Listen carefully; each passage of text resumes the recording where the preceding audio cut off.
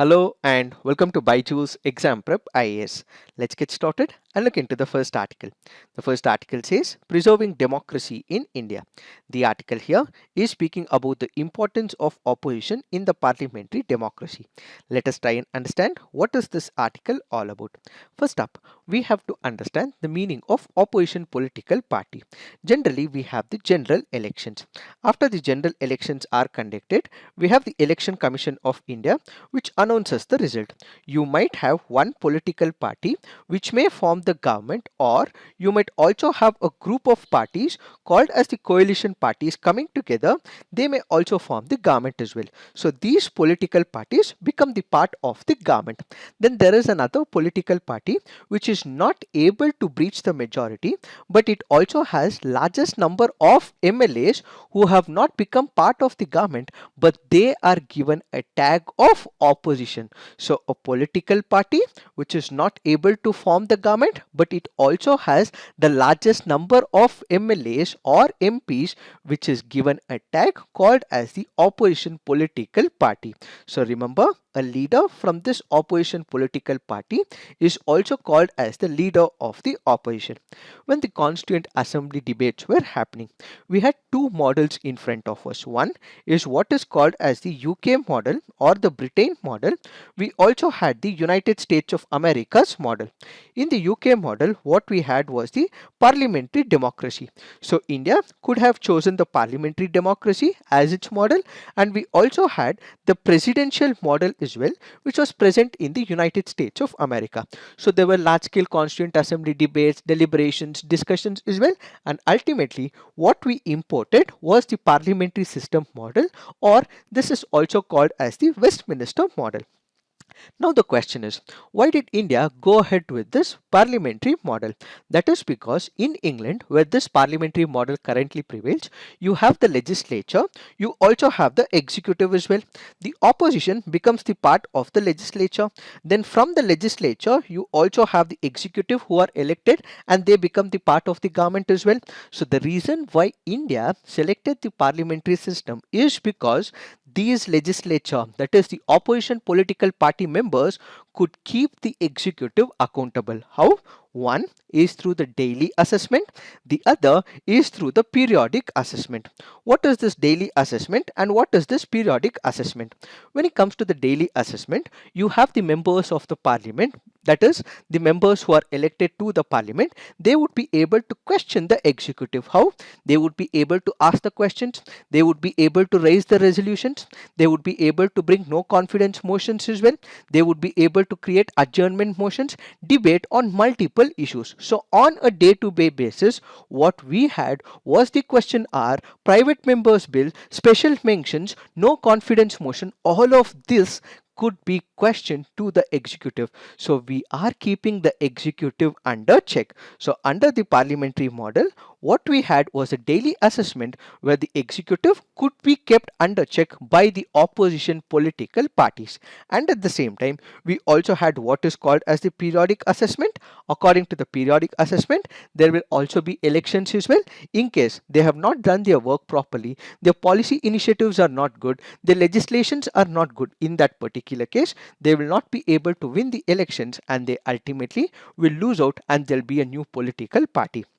So India selected what is called as the parliamentary system and we imported this concept into India.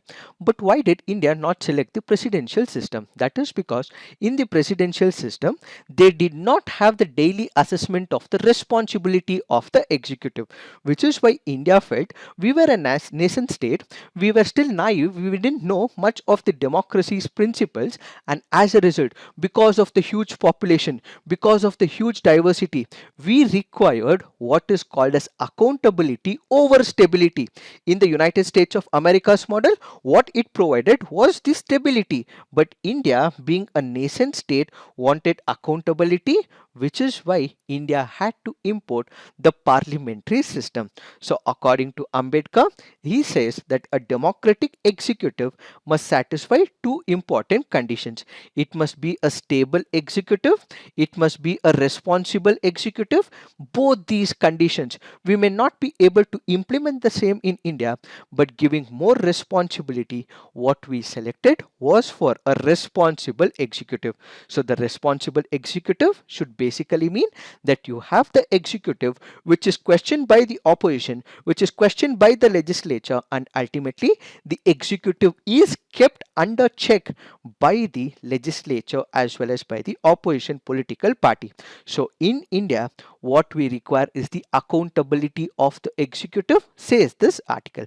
How do we keep the accountability of the executive? This is where the importance of the opposition comes into picture. As we discussed, opposition is one which happens to be the largest political party which is not forming the government, because the largest political party is already formed the government, but the next largest political party which is not formed the government sits in the opposition. So what would happen? This political party will start questioning the executive. The executive may come up with their policy initiatives. The executive may assume that this policy initiative or the legislation or the policy or the yojana may be good for the country or for the constituency. But it is the opposition which has to view this particular policy from a critical angle and should start questioning the executive. So the article in this particular case goes on to say that the opposition works as a watchdog of the public interest in the democracy and also keeps the ruling political party on its toes, criticizes the policies and programs of the government which they think is not good for the country. Since democracy is part of the basic structure doctrine, everything has to be questioned, because people elect everyone, people elect the political party which has formed the government, and at the same time people have also elected the legislatures who belong to the opposition political party. Since these people are also elected, they are also being represented in the parliament, it is their responsibility to question the executive. So the presence of a vigilant opposition is necessary, not just for the vibrant democracy but for the very idea of democracy to sustain and continue in the near future. And whenever there is no effective opposition, it means that democracy is not working as per the original intentions of the constitution as well as the constituent assembly drafters as well, and this will not be good for the country. And ultimately the public who also elect the legislature, who we elect as the representatives, we send them to the parliament, and they will also stop trusting this entire legislative process, says this article. So basically the role of the opposition is to ensure that any government maintains all the constitutional principles. Whatever a government adopts as a policy measure and as the legislature, the opposition views it with a critical lens, and ultimately it has to question the executive. So the need of the hour is that we have the opposition question the executive. In case the executive feels it is right according to the executive, but the opposition feels it is wrong, it has to bring the same in front of the media, create a public opinion against it, galvanize the people, mobilize the people, and also tell the government that whatever you're doing is not right, and ultimately hold the government accountable for the actions that it has initiated. So democracy without strong and constructive opposition may result into authoritarian regime, and this will not be in the interest of democracy. When we speak about the government has the executive mechanism. It also has the ED, the Enforcement Directorate under it. It also has the CBI under it. It also has the Income Tax Bureau under it. It also has multiple other executive agencies as well. We had seen what was happening during the emergency. Number of political parties, opposition political parties leaders were in behind the bars. Similarly, there have been examples in the past few years as well where the elected government has been going behind the opposition.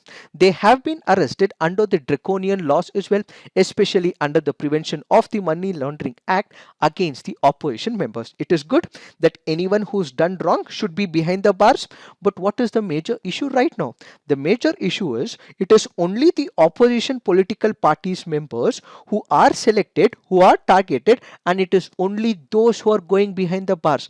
If it is about equanimity, if it is about corruption alone, then every person should be behind bars, whoever has done a mistake, whoever has violated the law. But it is only the opposition political parties who are being targeted. This also means that the government in the past, during the emergency, and even in the past few years as well, the author says is not right, and this ultimately means that the political party, the opposition, may be reluctant to raise the voice, and this destroys the very foundation of the constitution and democracy, says the author. Because when we speak about opposition, it has to question the executive, and if you're targeting the opposition political parties and its members, they will be reluctant because they do not want to be behind the bars, and as a result they may not question the executive. So there has not been a single case against a member of the ruling party since many years, and as a result it means that it is assumed that the wrongdoing people are only from the opposition and not from the government. This basically means that we are targeting the opposition. This had happened in the 1970s, and it has been happening in the past few years as well, says the author. This is where we also have the Chief Justice of India, N.V. Ramana, who goes on to say, for strengthening parliamentary democracy demands strengthening the opposition as well. Unfortunately, the space for opposition is diminishing. We are witnessing laws being passed without detailed deliberation and scrutiny. One of the disadvantages of lack of opposition in the parliamentary democracy is they will not question the executive, and all the laws are passed without any scrutiny and without any objections as well. The diversity of opinion enriches the polity and the society. Whenever there are debates and deliberations, it obviously means more value is added into the legislation. But if it is passed without all this, it ultimately hurts the constitution and the greater society. Political opposition should not translate into hostility, where we sadly witnessing these days. These are not signs of a healthy democracy, says the Chief Justice of India, N.V. Ramana. Strong, vibrant, and active opposition helps to improve governance and corrects the functioning of the government. In an ideal world, it is the cooperative functioning of the government and the opposition which will lead to a progressive democracy. After all, project democracy is a joint effort of all the stakeholders, says CJI N.V. Ramana. This is not only to do with the government, it is also to do with the opposition as well. The major problem right now is that the opposition is not working out properly to question the government as well. While the opposition must be credible and strong, it is the opposition which has to understand the pulse of the people. It is the opposition which should understand what people want. But unfortunately, right now, the opposition is split. They are not able to understand what the people wants are. They are not able to understand the pulse of the people, and as a result, they are not able to question the government. So it is not only to do with the government, but the opposition in itself is in disarray. They are in a dilemma. They are in a confusion. They do not know how to question the government. They do not know what policies have to be highlighted. They do not know what ideas have to be brought into picture, and they do not have the leadership to question the government, which has become the major problem for the opposition. The irony of the present times is that opposition do not have the leaders to question another leader, and today the parliamentary opposition is fragmented and also in disarray, says the author. Going forward, in order to prevent it, what should happen? The author goes on to say, we have the Prime Minister of India who must seriously introspect on the erosion of public life and make sure that he has to set things right. This is the recommendation given by the author for the Prime Minister. He also says that when it comes to the judiciary has to be the torchbearer of justice. So what should it do?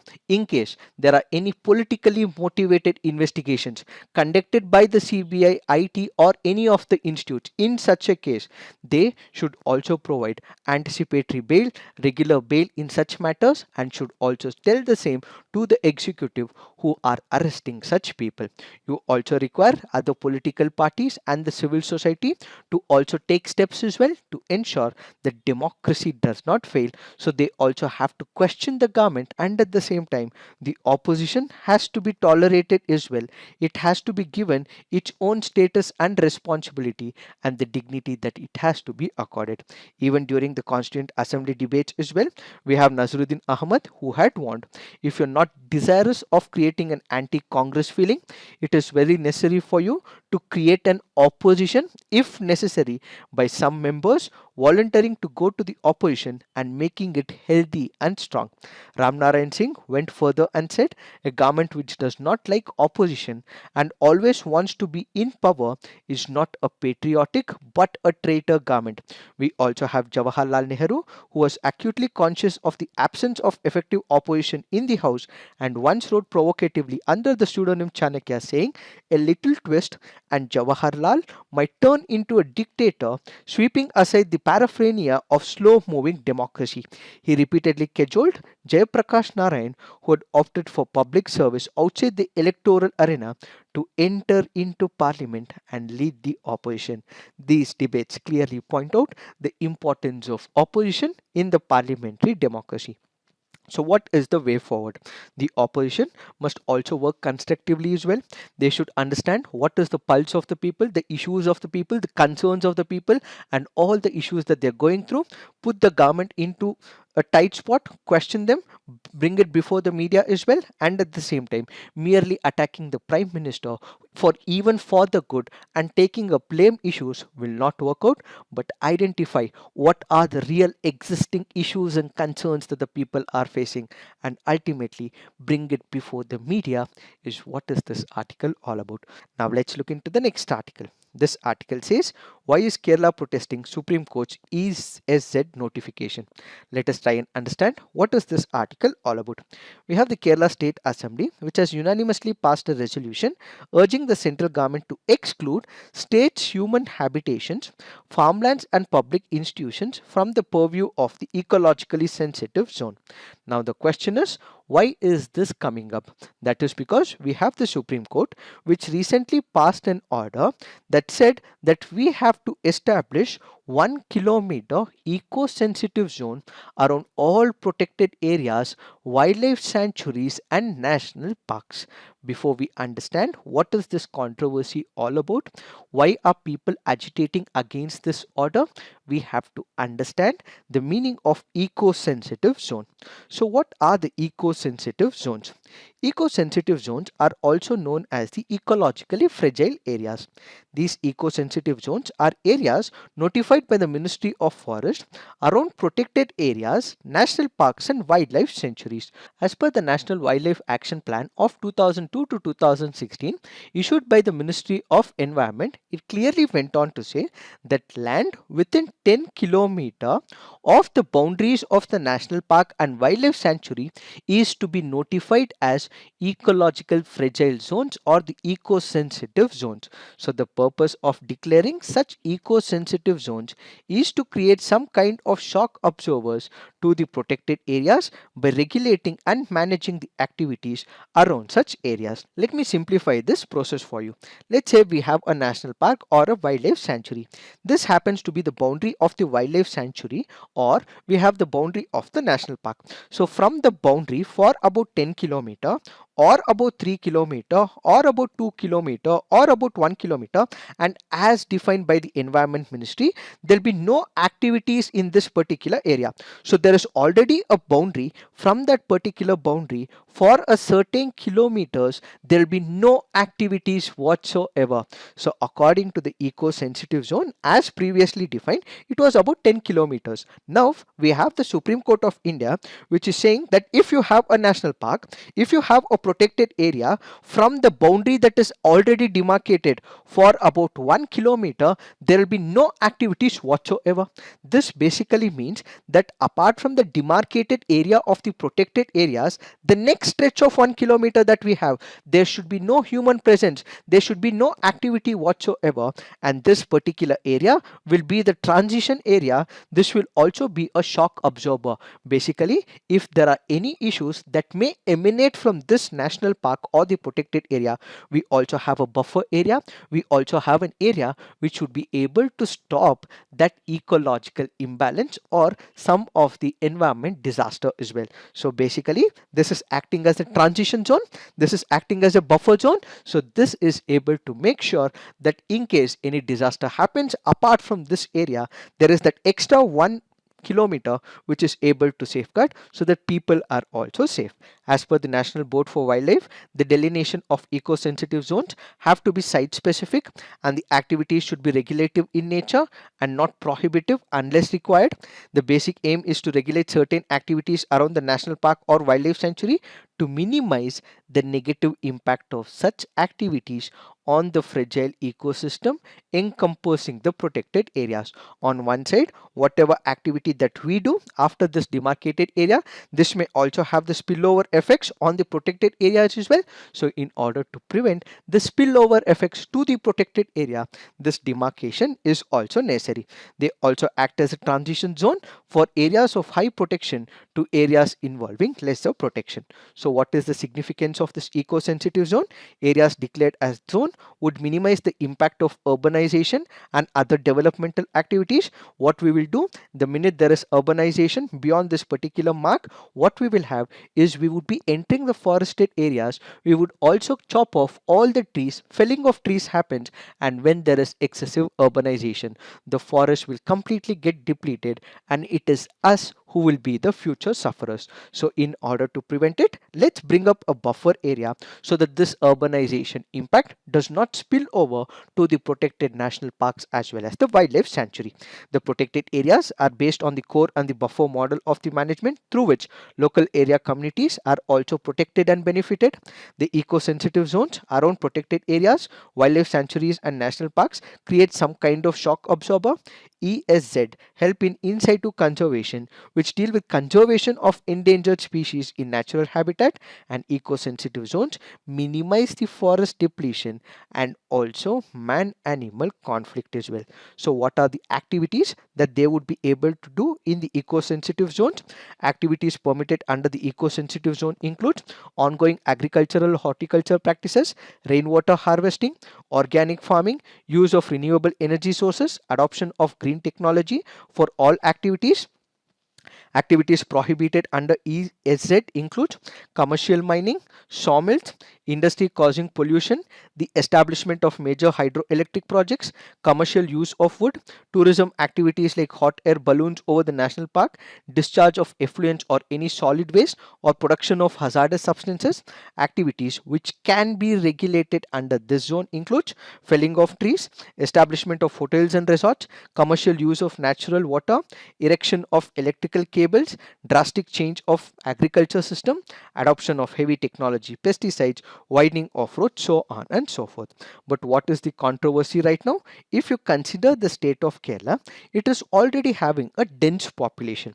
The total extent of the wildlife sanctuaries in Kerala is about 8 lakh acres. If 1 kilometer of ESZ is demarcated from their boundaries, so if this is the national park and from there you have about 1 kilometer which is taken and this becomes the radius of the national park, there will be no activity in this particular area. So this means it will be impacting about 4 lakh acres of human settlements, including farmlands, would come within that purview.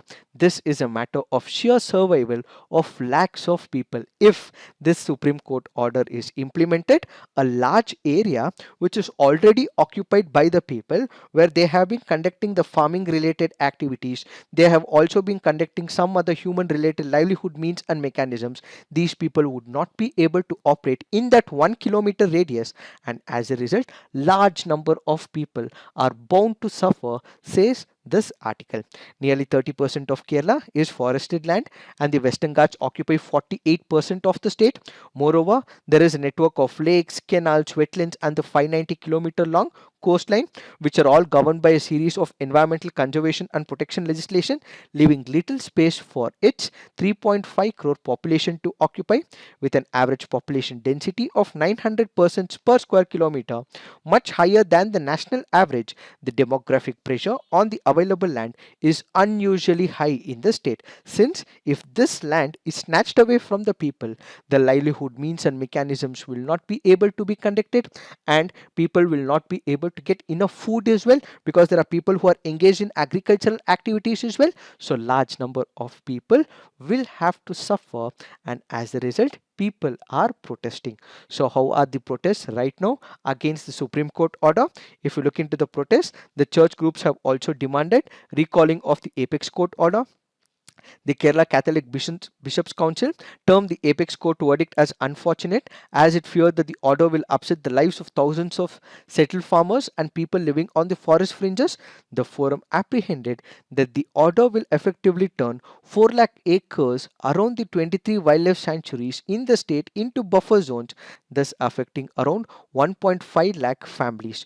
Both the ruling left front and the opposition have observed hurdles in the hilly districts of the state, protesting the Supreme Court directive. So what are the options that are available with the government of Kerala? As of now, they have spoken to the central government.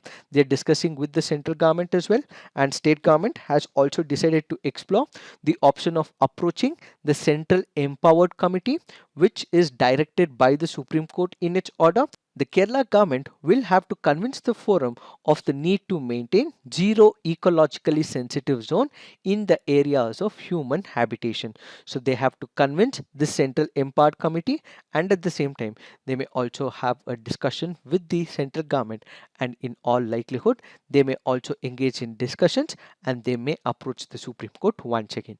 We have to wait and watch how this will turn out eventually. Now let's look into the next article. This article says Karnataka's PSI recruitment scam and rot at the top. This article here is speaking about the recruitment scam. This article is important from the corruption viewpoint as well, and we will also understand the larger malice that exists in the system. What is the context? The Karnataka State Police issued a gazette notification earlier last year to fill about 545 police sub-inspector vacancies.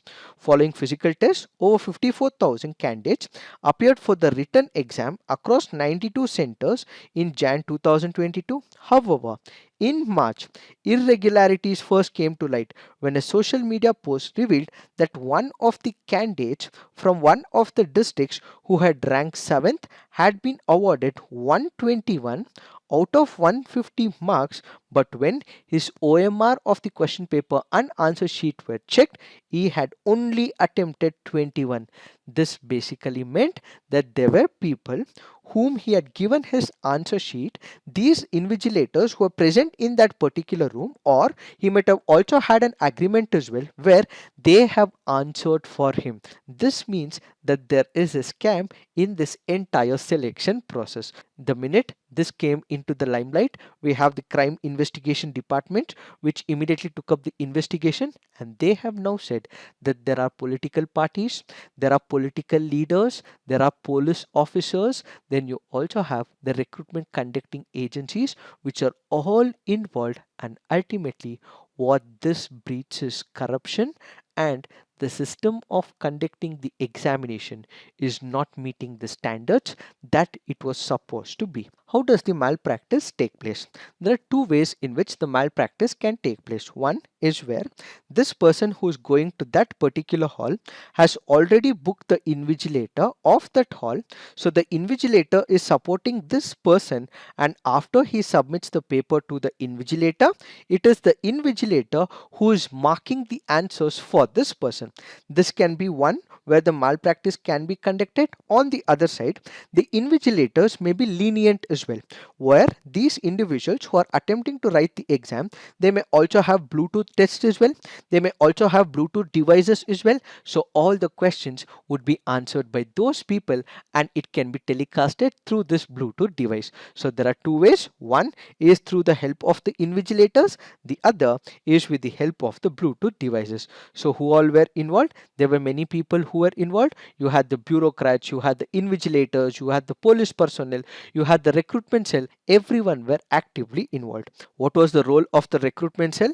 They were even able to switch off the CCTVs as well, so that they could venture into that particular area and also mark on the OMR sheets as well. Such is the scale of corruption recruitment scam that has happened in the state of Karnataka.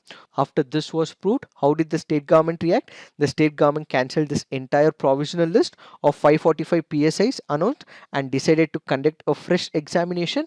But there are few aspirants who had cleared as well. These aspirants say that we have put in a lot of efforts. For those who have come through the illegal channels, who have engaged in the corrupted practices, these people should be thrown outside the system. But we have put in our hard work as well. We have put in our own efforts as well. For the ones who have legitimately come, for the ones who have put in a lot of hard work, categorize them. Those who have come through the illegal channels, those who have legitimately written the exam, award the certificate, award the job to those who have come legitimately, are some of the concerns voiced by the students. However, the Karnataka government has said that they would come up with a new examination, but there are other set of people who also say that the PSI exam has set the age criteria of about 30, and in case there is new examination that is conducted, these people may not be able to appear, so they are also asking for the age exemption for one attempt as well. How has the exam affected the entire process? On one side, these police officers should have been recruited, they should have been also been appointed as well, but unfortunately because of the scam there were already a large number of vacancies as well. This should have been filled right now, but that is not getting filled, so the entire responsibility of managing already hectic police department have to be managed by the limited number of police officers who are already present in the system. Since the vacancies are not filled, those people who are already in the system, they have to take the toll of more work added to it. It also means that there is a large scale corruption in the system. Is it happening for the first time? No, this has been periodically happening in the past many years as well. In the year 1998 there were issues in the KPSC recruitment, 1999 KPSC recruitment, 2004 KPSC recruitment, 2011 KPSC recruitment, 2019 PSI question paper leak, 2021 PWD junior and AE exams, 2022 assistant professor recruitment, and now in 2022 we also have the PSI scam as well. All this clearly points out that the wings of corruption, the tentacles of corruption is creeping into the government recruitment process. And as a result, for those people who have legitimately entered this particular process, they have to go through the long legal process, because they have put in a lot of efforts, because they have also achieved their goals as well. They also have to go to the court of law, fight this particular case, and the fighting becomes an uphill legal battle for all those people who have achieved. Not only this, let's go back to the year 2020.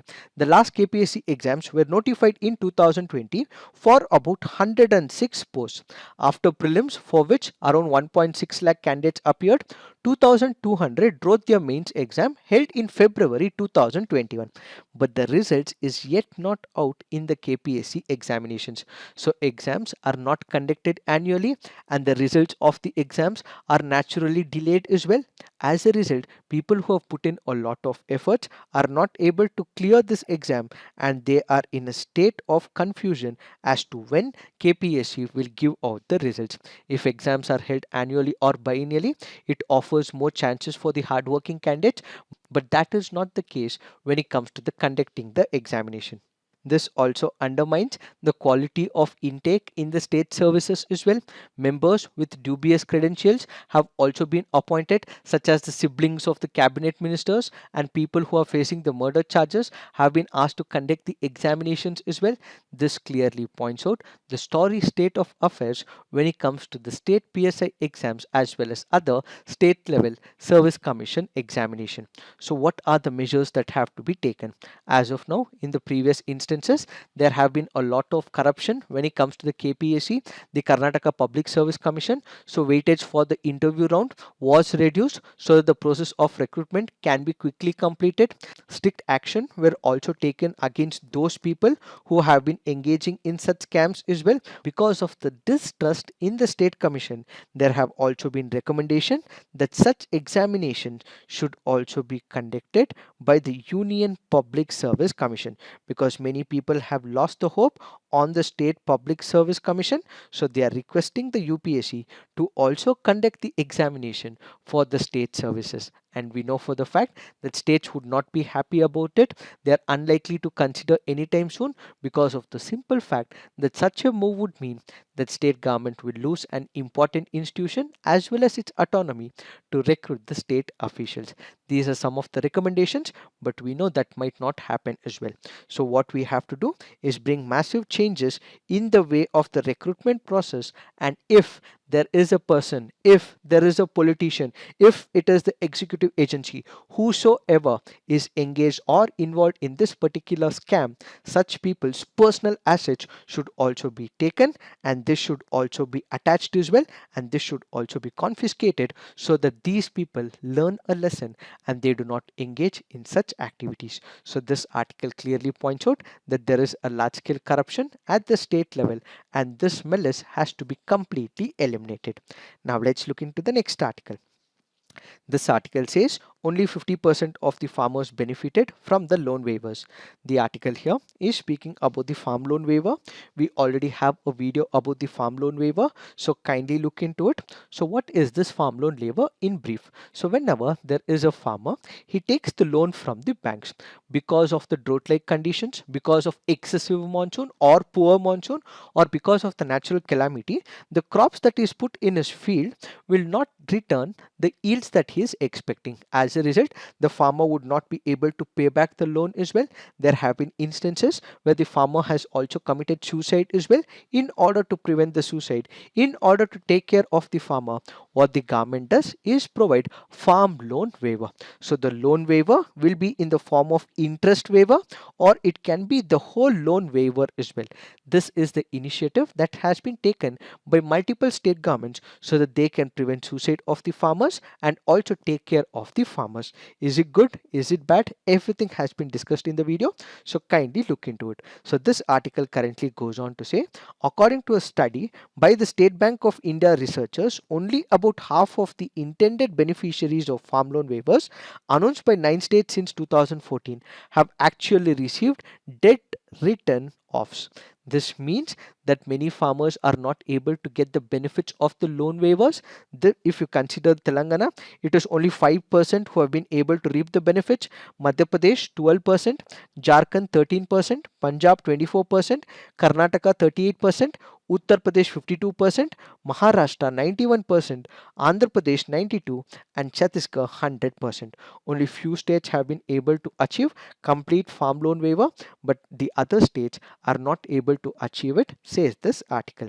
What are the issues? Why are they not able to get the farm loan waiver? Possible reasons could be rejection of the farmers' claims by the state government, limited or low fiscal space to meet the promises, change in the governments in subsequent years as the possible reasons for the low implementation of the loan waivers. So remember, this article is speaking about farm loan waivers, and there are states where the farmers are not able to get this farm issues sorted. That is because of all these issues that we just discussed, says this article. But for you to understand what does this farm loan waiver, we already have a video recorded by Shamsa, so kindly look into it.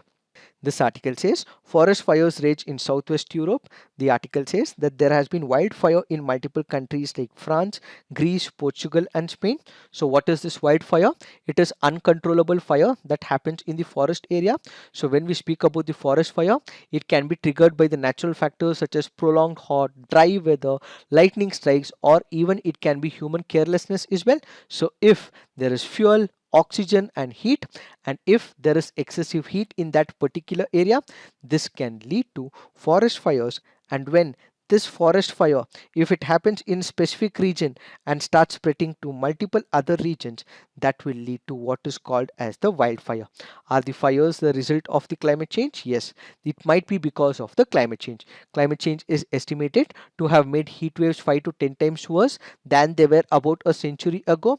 Global warming, which also happens to be a man-made phenomenon, is also leading to extreme weather events such as hotter temperature, droughts, famines, rains and floods, which also disrupt the natural weather cycle. So there are few who says that it might be because of the climate change as well, but when the wildfires occurs, it spreads immediately to a large area, and as a result large forest areas comes under the wildfires.